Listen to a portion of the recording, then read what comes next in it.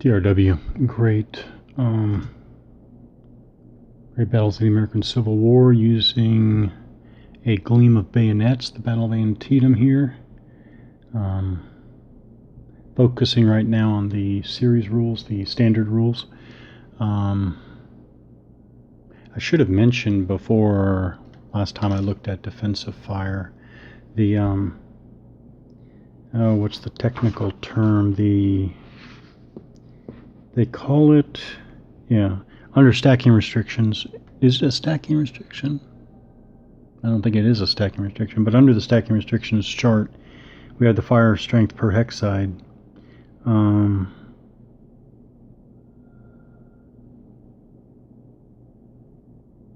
wow. What's going on here? I thought it was 4. This is 8.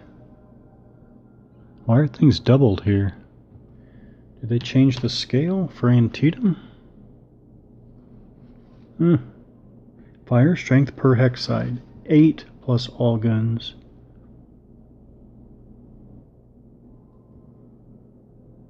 That is interesting. So clear, it's 8 plus all guns. In woods, it's 8 or all guns. Cornfield, 8 or all guns. Back to orchard, plowed, and stubble, it's 8 plus all guns. In town, it's 8 or all guns. That is interesting.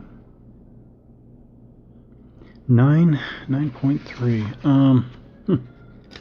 I hadn't even noticed that. In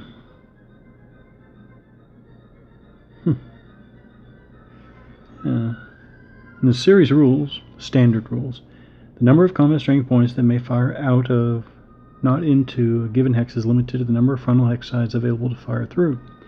4 strength points may fire out of a given hex through any one of its frontal hex sides.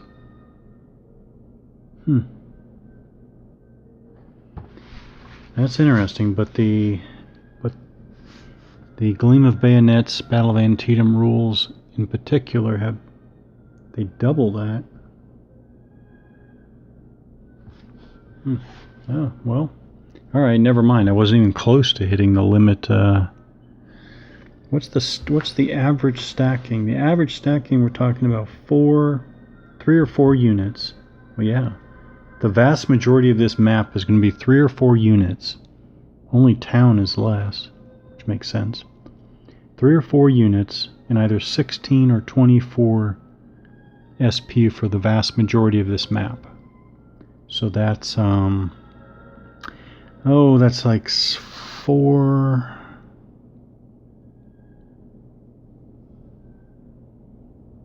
Yeah, from what I've seen, you can easily get. I mean, these strengths are 4, 4, 4, 2, 4, 5, 5, 3, 5. So 3, 4, 5 on average. Strength points per unit, I mean. But even if we take 4 as an average, you can only have 4 units in the hex anyways, so you're not even close to hitting the 24 SP limit. SPs plus batteries. I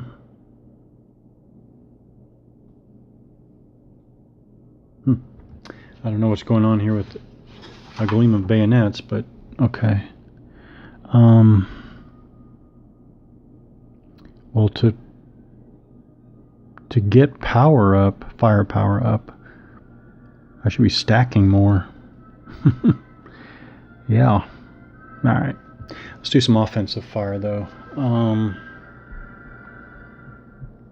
Offensive fire.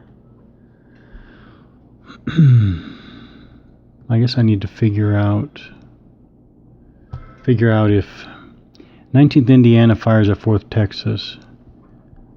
Does 21st New York have to fire at the Hampton Legion there? Do they have to divide up?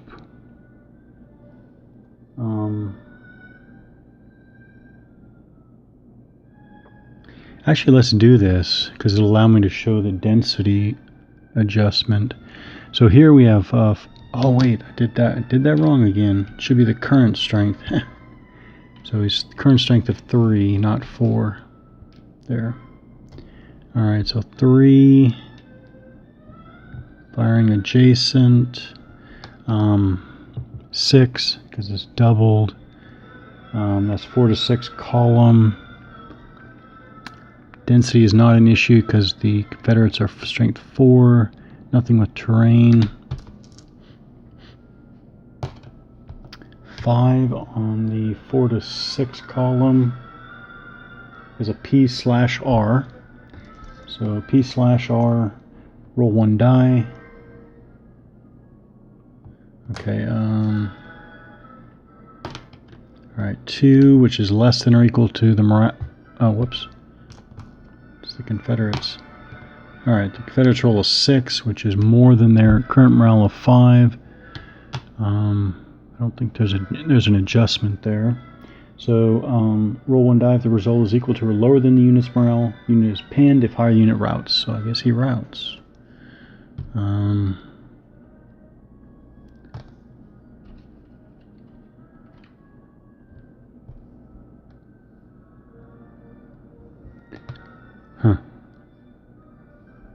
Alright, over here we're going to have a density modifier because the Hampton Legion is only strength of 2.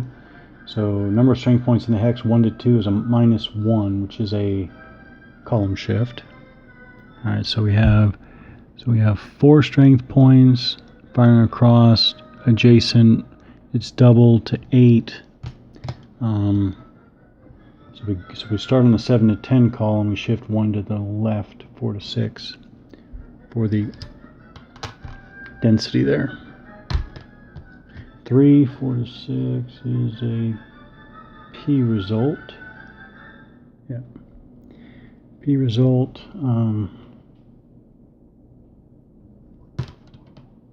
5. That's equal to or less. And here I think Wofford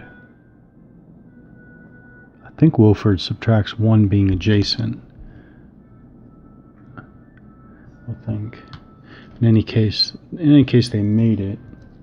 They passed their morale check. No effect. All right. Up here. All right. So let's start with the strength modifications here. Or the firepower modifier. So 3 double to 6. 5 double to 10 for a total of 16. 15 to 20 column.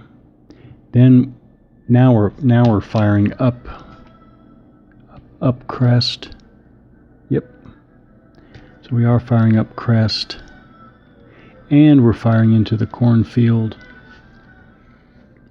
So where's that? Cornfield is not anything, but up crest is 1 left. So, oh, and density, no, 5 is normal. So it is 11 to 14 column. 11 to 14 column with a 3. P/R. P/R. They pass, so they're pinned.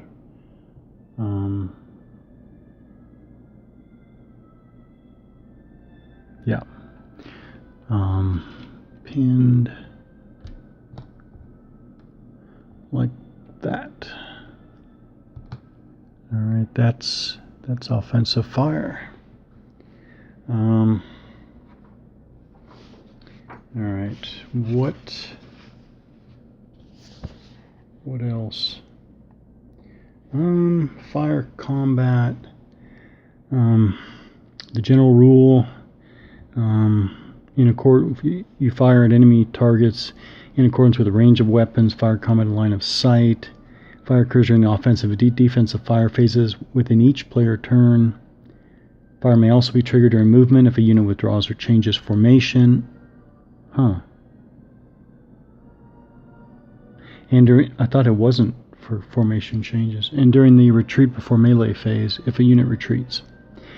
The fire combat results table has 2 rows on it. Oh, no, that's right. Has 2 rows. This is the standard series. One used for small arms fire and artillery fire against artillery or supply wagons, and the other used when artillery fires on infantry or cavalry. Units are never required to fire. That's one thing I was looking for.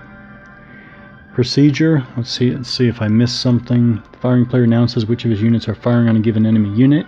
Combat strength for each separate firing unit is modified by the range of that unit from the target hex. That's easy.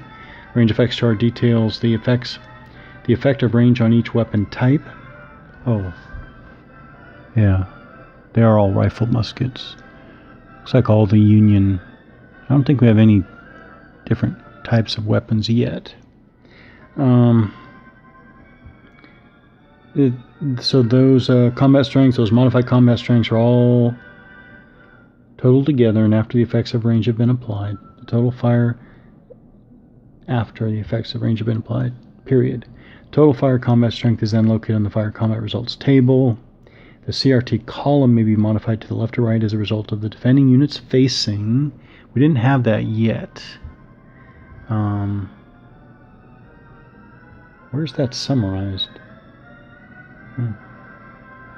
Anyway, so we don't have that yet.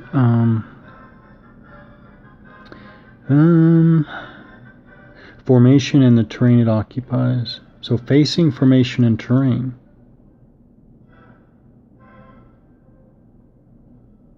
Didn't they forget density here?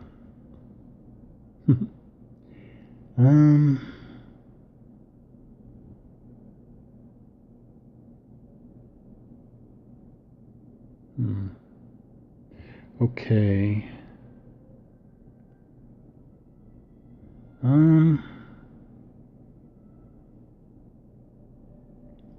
Alright, units are never required to fire.